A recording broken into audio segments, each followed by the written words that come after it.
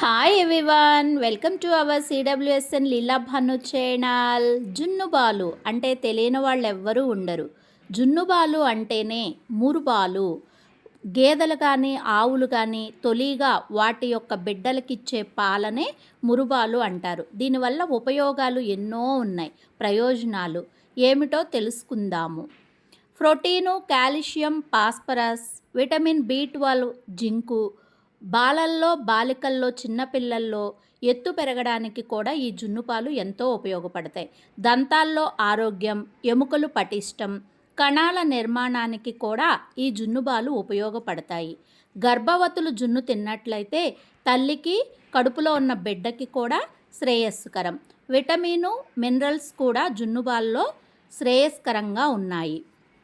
శరీరంలో శక్తి ఉత్పత్తికి కానీ రోగ నిరోధక శక్తిని కానీ జున్నుబాలు పెంచుతుంది. మంచి నిద్ర, పైత్యము, కడుపు మంట, వేడిని కూడా తగ్గిస్తుంది. ఈ జున్నుబాలు మనం తినడం వల్ల ఎన్నో ప్రయోజనాలు ఉన్నాయి. కాబట్టి జున్నుబాలుని వీలైనంత వరకు కూడా మీకు లభించినట్లయితే తినడానికి ప్రయత్నం చేయండి. ఈ జున్నుబాలల్లో మనము మిరియాలు, యాలకులు, బెల్లము ఉపయోగిస్తాము. ఆవు జున్ను పాలైతే మరింత శ్రేయస్కరము. మీకు అందుబాటులో ఆవు జున్నుపాలు లేక గేదె జున్నుపాలు ఉన్నా కూడా ఉపయోగించినట్లయితే మీ ఆరోగ్యానికి ఎంతో ఉపయోగపడుతుంది. కానీ ఈ జున్నుపాలను కూడా మనము అధికంగా జున్నును తినకూడదు.